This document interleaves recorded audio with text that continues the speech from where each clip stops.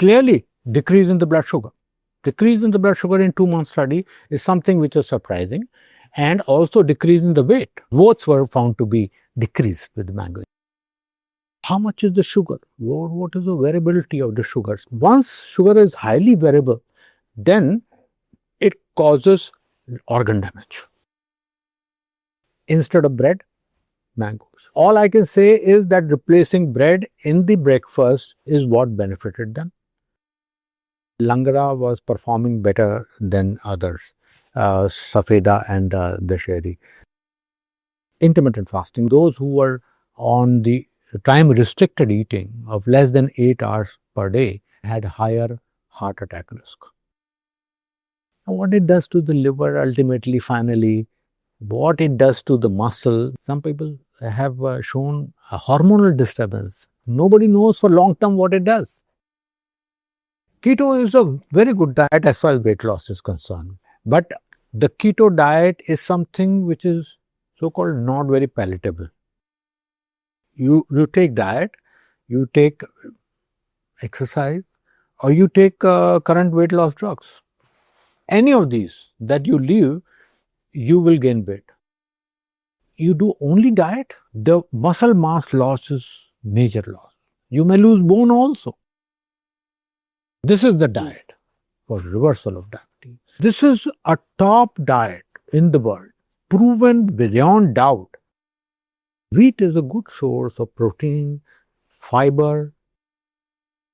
Claims of the gluten-free diet curing several diseases is something which is, I would say, more of an anecdote, not exactly robustly proven.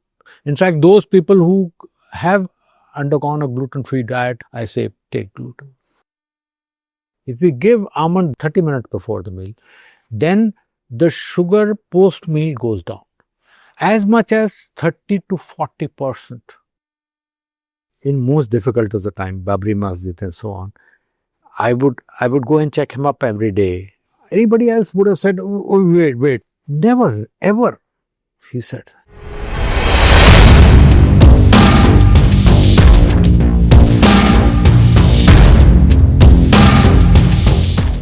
Hello and welcome to HT's weekly talk show, The Interview, and our ongoing segment, Health with HT.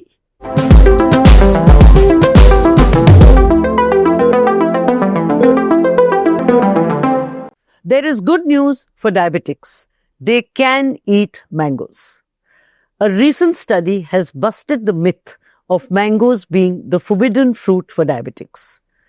So from don't touch mangoes, it is eat them.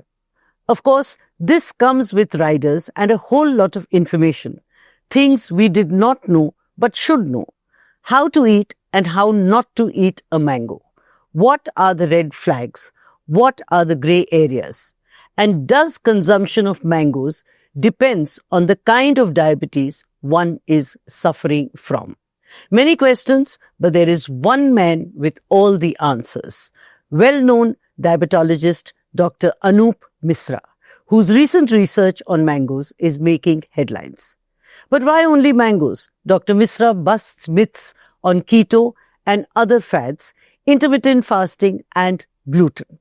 Dr. Misra here with us in this edition of HT's weekly talk show, The Interview, in our special segment, Health with HT.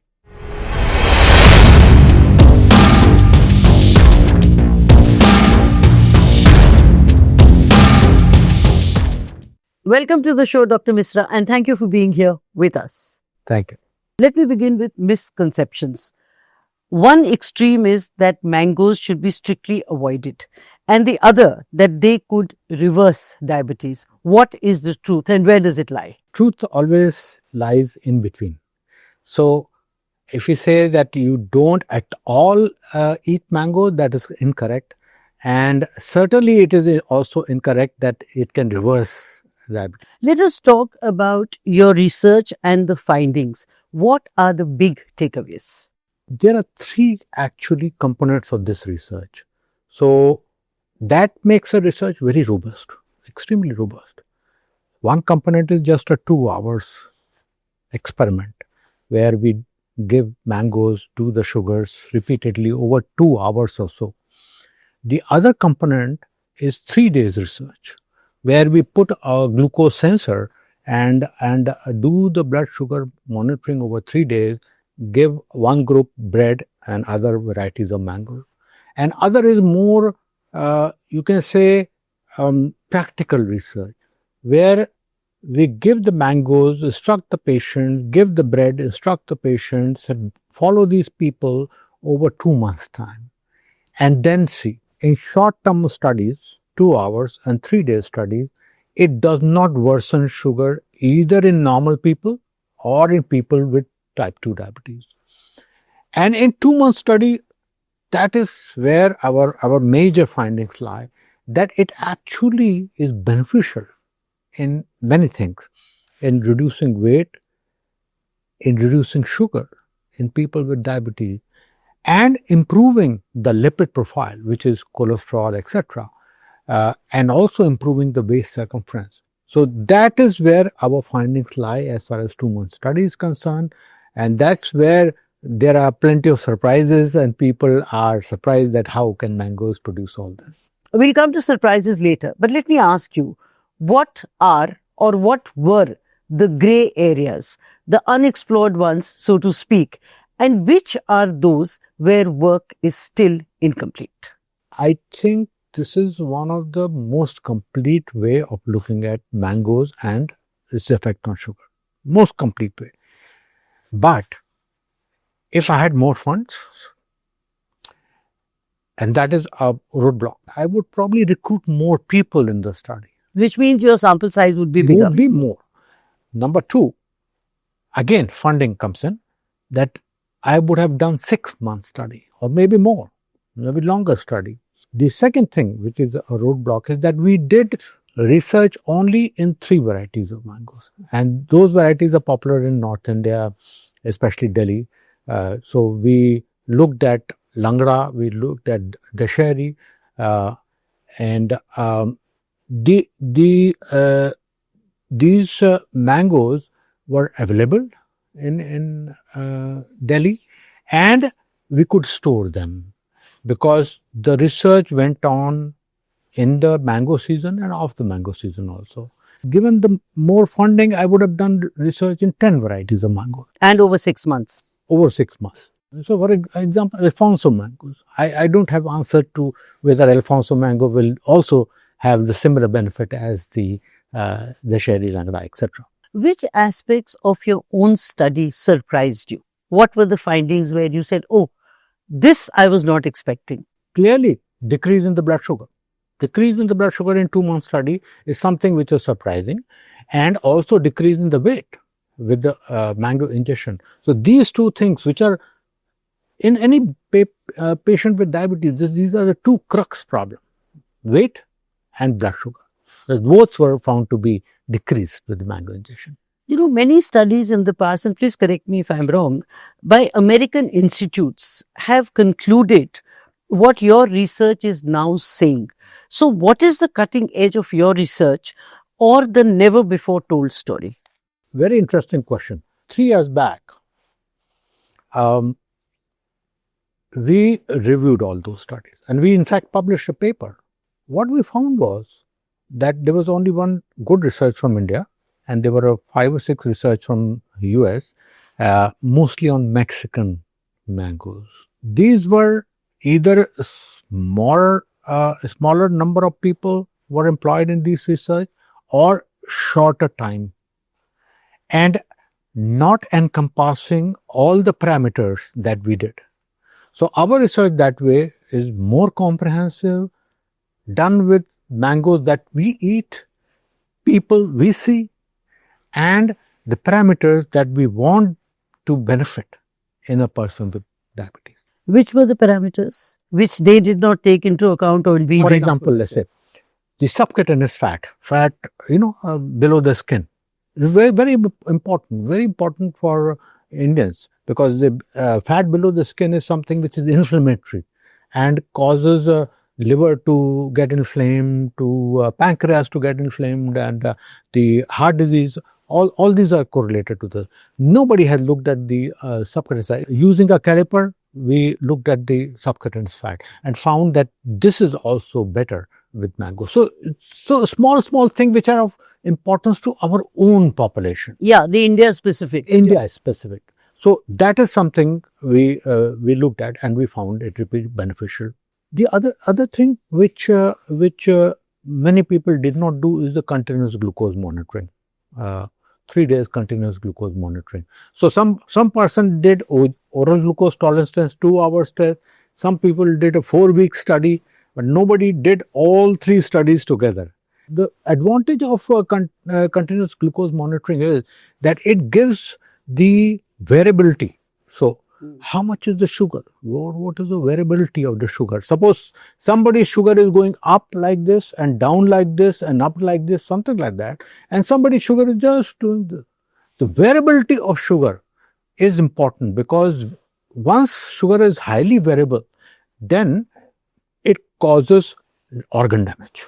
What we found was that in mangoes, variability of sugar is low, and which is, we think, will be beneficial for people. You know, while on research, the word is loosely used, and lot of, and I won't say qualified doctors or qualified professionals or well-known doctors, but a lot of maybe mid-level or maybe dietitians or nutritionists. And irrespective of the authenticity of a study, lot of things are attributed to research and patients fall prey to this. For instance, it's propagated that a gluten-free diet prevents and even cures cancer.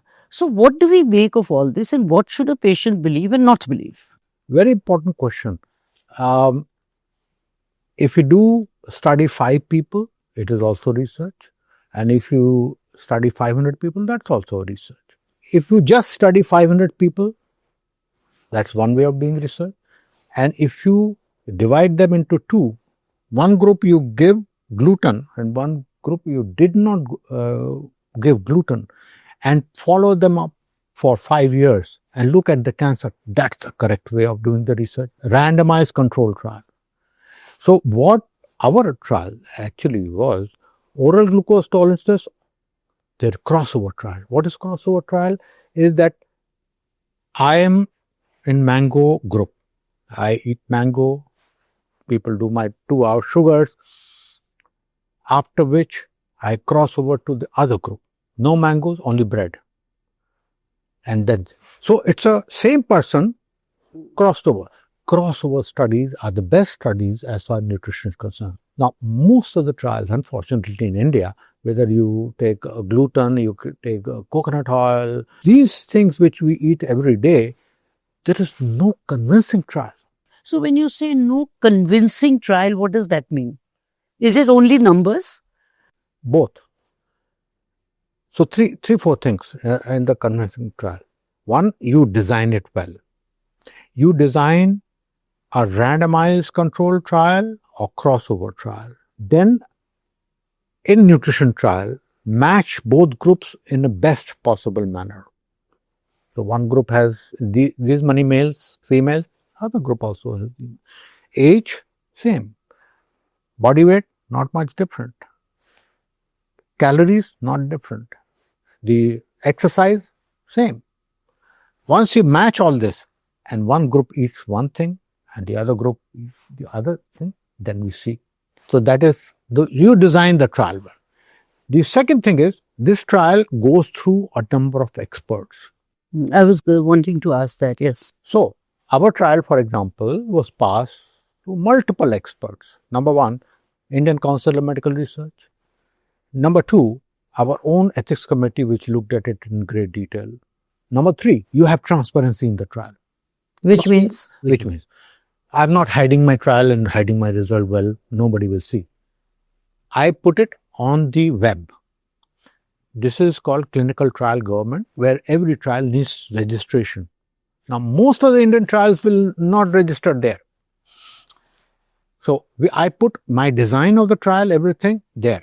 Now, anybody can approach me while this trial is not good or something, and later on, I will quote this number in my paper.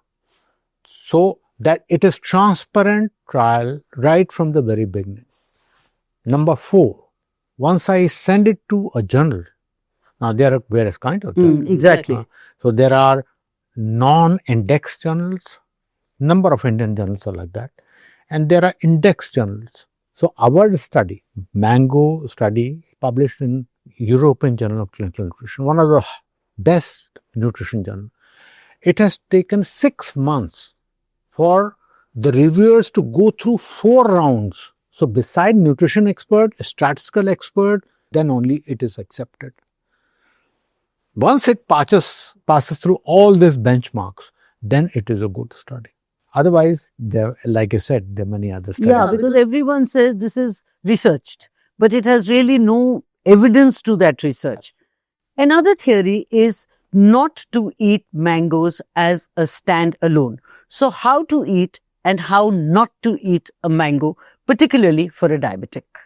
What we did was we in the breakfast we gave one group 3 bread and the other group 250 grams of pulp of mango. So off season we gave the pulp, and so it is breakfast. We replaced breakfast instead of bread, mangoes. All I can say is that replacing bread in the breakfast is what benefited them, but I can't say with confidence that in the afternoon it will benefit, or in the evening it will benefit, or as a bedtime snack it will benefit. Anything more than this will benefit, because people think that I have shown this. That means they can eat 5 mangoes, 10 mangoes over what they are already eating. This is what is happening. We were very careful in our statement that you should not overdo the thing. You can only replace the carbohydrate what you're eating in the breakfast. Which means your calorie count remains 1600. 100%.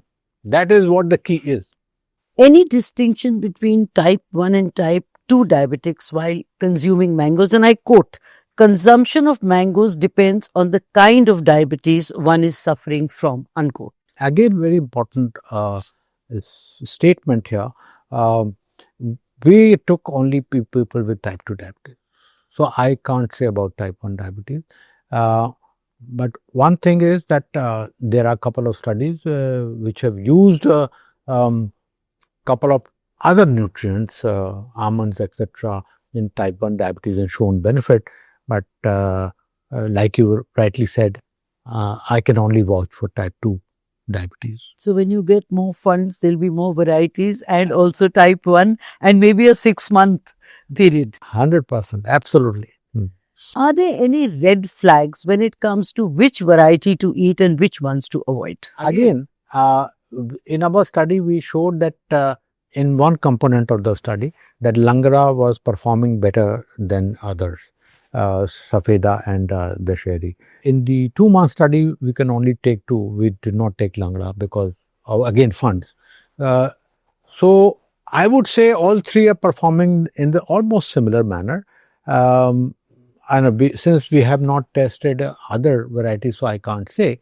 But overall, if you take a medium fruit, a mango fruit of any type, and replace bread with it, I expect that more or less similar results will come. What about varieties from the south? Would you be taking those also? Because these are north varieties. Alfonso, for instance, is west. So would you be doing that? And do you think by your experience and these research, there would be a qualitative difference, or most of it parameters would probably remain the same? I would probably say that I would expect similar results. But frankly, I cannot be confident on that statement. And I'm sure somebody will design such a study from south and do it. Yeah, because those mangoes are very different. And this variety is really neither consumed there nor is it available. Absolutely. And vice versa, for that matter. Absolutely. What about raw mango or kacha aam? Given that it has less sugar, I'm not sure, but I'm just asking, is it safer and better? Again, something which we have not done, and I cannot say for sure, but you're right. It may be that it may lead to less of a blood sugar response, but it needs more research. Moving away from mangoes, Dr. Misra, let us discuss diet fads, starting with intermittent fasting, keto, gluten-free, and Mediterranean diet. So let's take them one by one, beginning with intermittent fasting. Again, I think amongst Because all, with your expertise, I can't restrict you only to mangoes. um, the amongst all the diet that you mentioned and many more, uh, intermittent fasting is currently number one as far as trending is concerned versus keto and rest.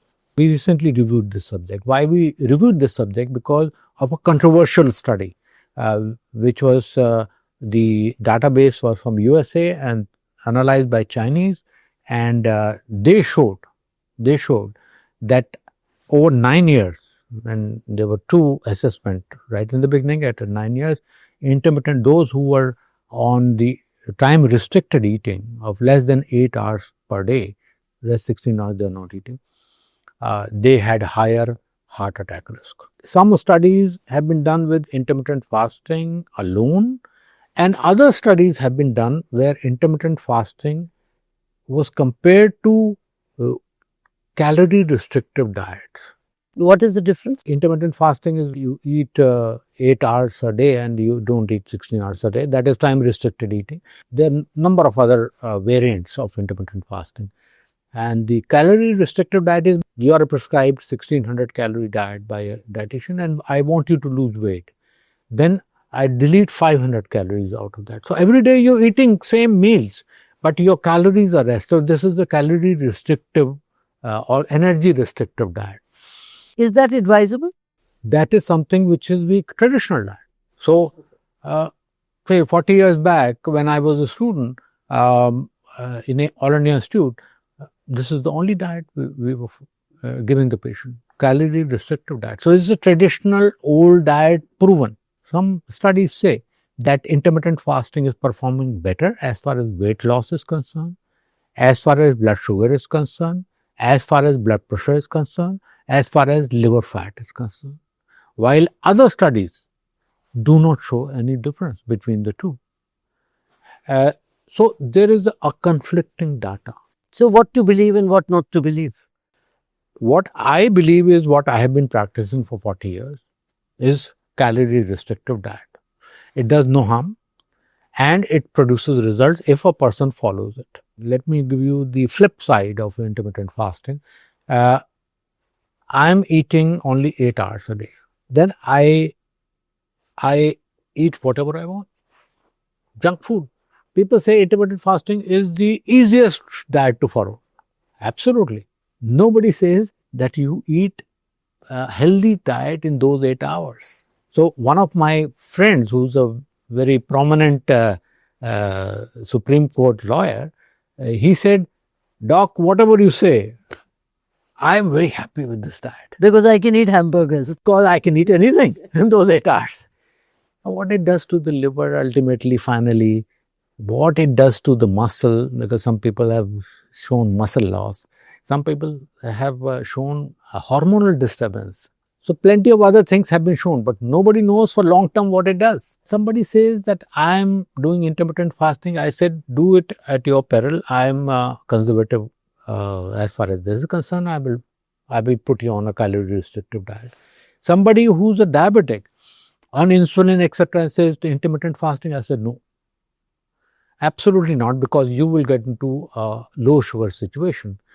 Somebody who has a kidney problem, somebody who's a pregnant, somebody who's a type 1 diabetes, I say no. So there are several no-nos here. What about the effect on the heart? This is the only study.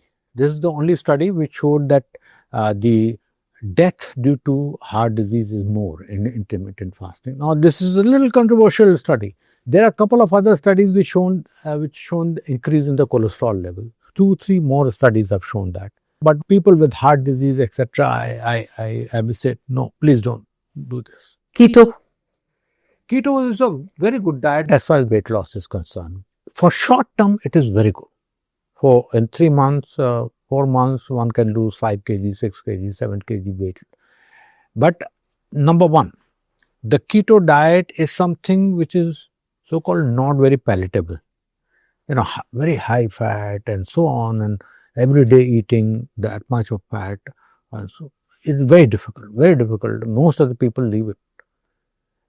The second is that long-term effect of keto diet again is not known, especially to as far as heart is concerned, because of high fat content of the diet. A young person, 30-year-old who's obese, he says, I'm not taking any drugs or anything. I'm going to do lifestyle and I want to follow keto diet. I said, okay, no problem.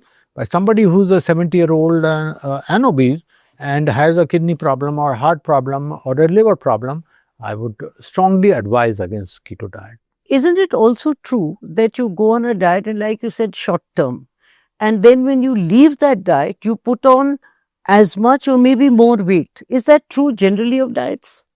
True generally of everything. So you take diet, you take exercise, or you take current weight loss drugs. Any of these that you leave, you will gain weight. But weight gain perhaps is not the same as the initial weight. Generally, they will benefit anyway, and their blood pressure is down, their sugar is down, their lipids are down. So they will benefit in many other ways, but they may gain weight. But when it comes to diet versus exercise, when you've gone on a diet, I think you lose a lot of nutrients, you lose maybe muscle mass, you lose, it affects your body adversely. In exercise, if you give it up, you've not lost anything, you've not gained. So, in that sense, isn't exercise then better? You're absolutely right. You do only diet, and some people do.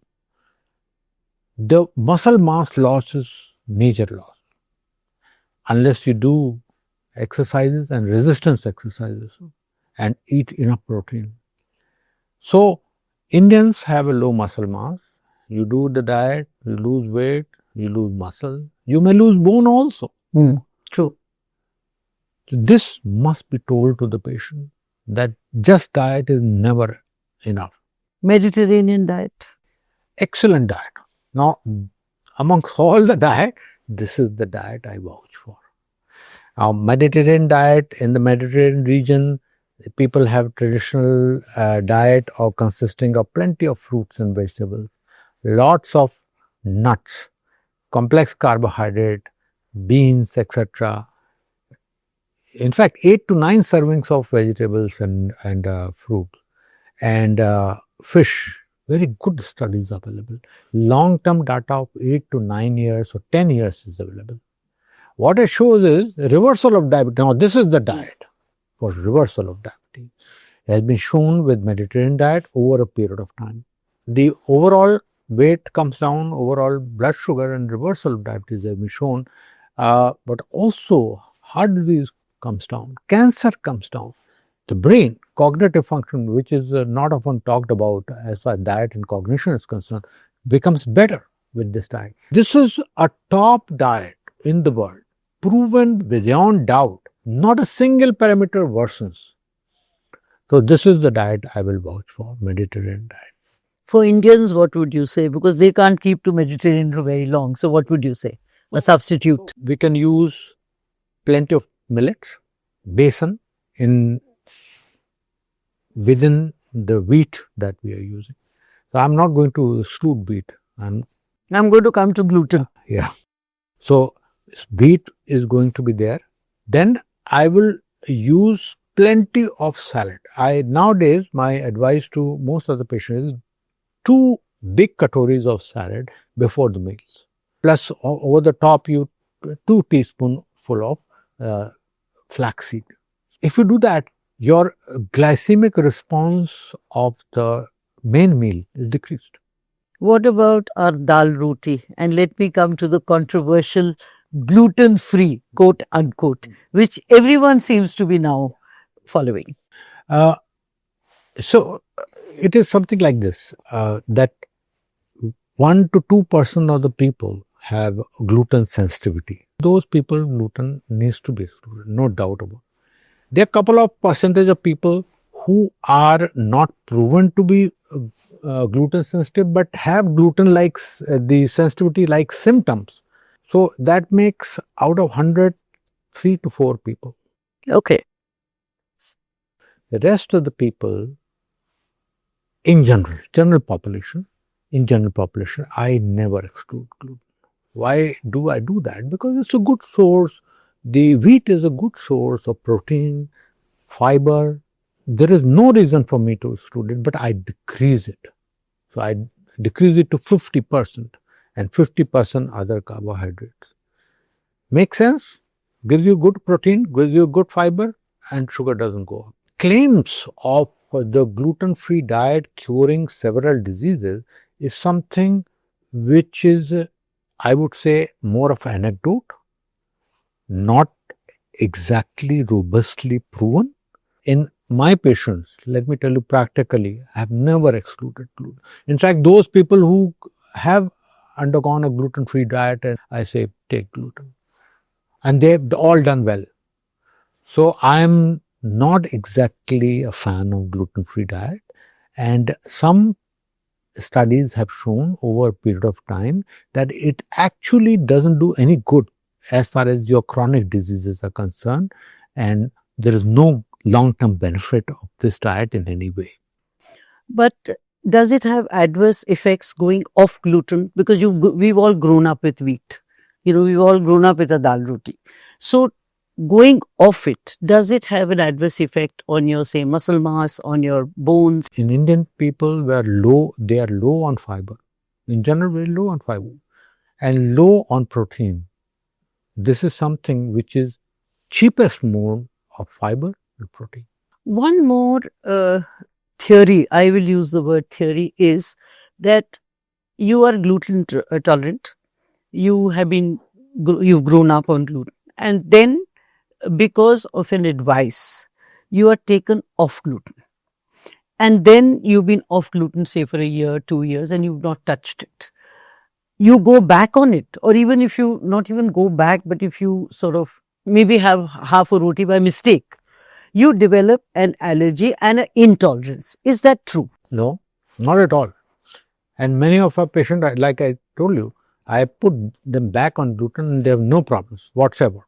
I would strongly refute this. So you can go on off gluten like you go on off anything. Absolutely. It's not that you develop an allergy and you are not able to tolerate it. I have not seen a single one. You've done extensive research on edible oils and nuts for diabetics. What are the do's and don'ts? Which oils to consume? Which nuts to eat? What to do and what not to do? I would say olive oil is still ranks amongst the best and also best researched. But also the mustard oil is not bad at all. Canola oil is also similar. Rice bran oil is also similar. So these are 3 to 4 oils. Rice bran? Rice bran is pretty good in this respect. So, but if you ask me whether somebody has done a long-term study with these oils in India, like we studied mango, something similar, and seen the effect on the heart, and unfortunately none.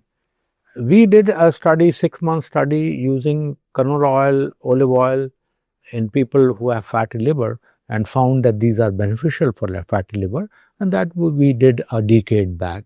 Something like this is required for many other things, but unfortunately none is available.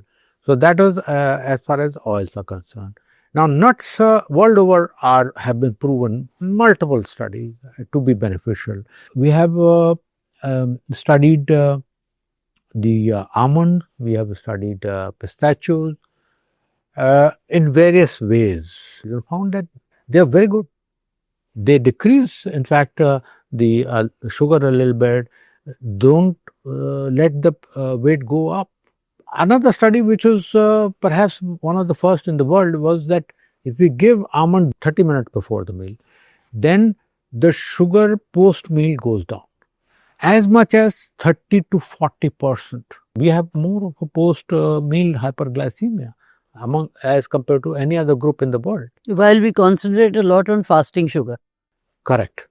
So day long post meal sugars are more important. They're more important for heart also. For example, post meal is increased and fasting is increased. If we compare the two, it is the post meal which affects the heart more. What about affordable nuts? A pistachio and almonds are expensive. What about those which for an average person? Peanuts. I was just going to ask. Peanuts, there are a couple of studies which show that peanuts is also good.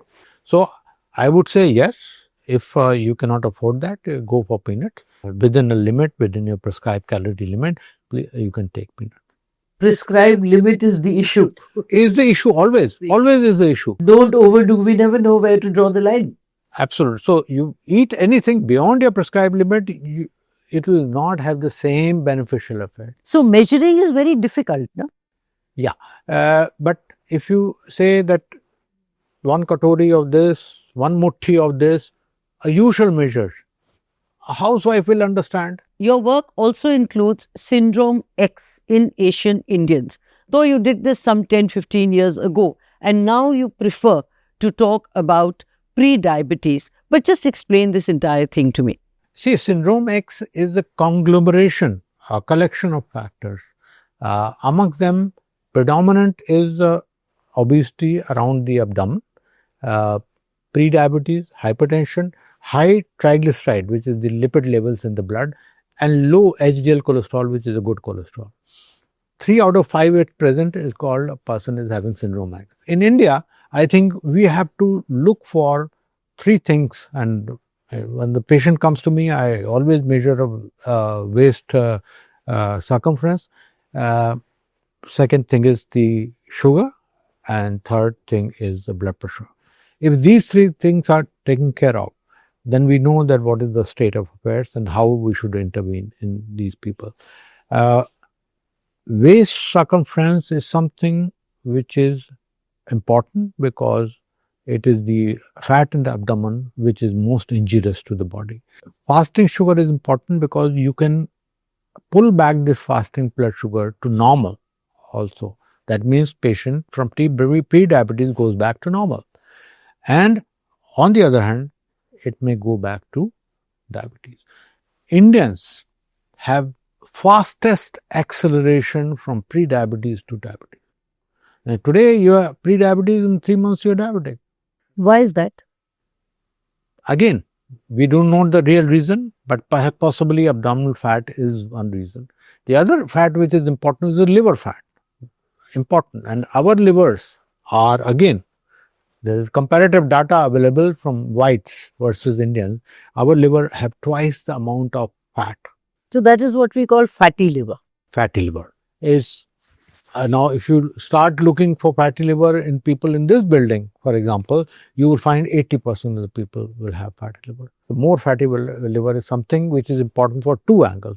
Number 1 is the metabolic problem, sugar, blood pressure. The second thing is the damage to the liver itself, which leads to high fat in the liver, leads to fibrosis, cirrhosis of the liver, and cancer. You know, when it comes to belly fat, which you've been talking about, what is the first food or habit one needs to give up? I wouldn't say give up. I would say restrict. And I would specifically point out to 2. And that is, one is carbohydrate, which everybody talks about. But I'm not going to stop carbohydrate. Like I said, we'll convert into a complex carbohydrate, decrease the percentage. The second thing is the saturated fat, decrease the oil, overall decrease the calorie. If we do 3 things, we are going to be a winner as far as the fat in the abdomen, fat in the liver, and overall fat is concerned. And what is we must do when it comes to belly fat? We must be very disciplined.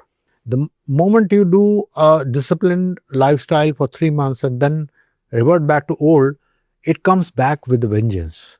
A consistency in your lifestyle, in your diet, in your exercise is of paramount importance. People argue nobody is robo, nobody can be 100% consistent. I said 90% consistency. That's all we want. 90 or 50?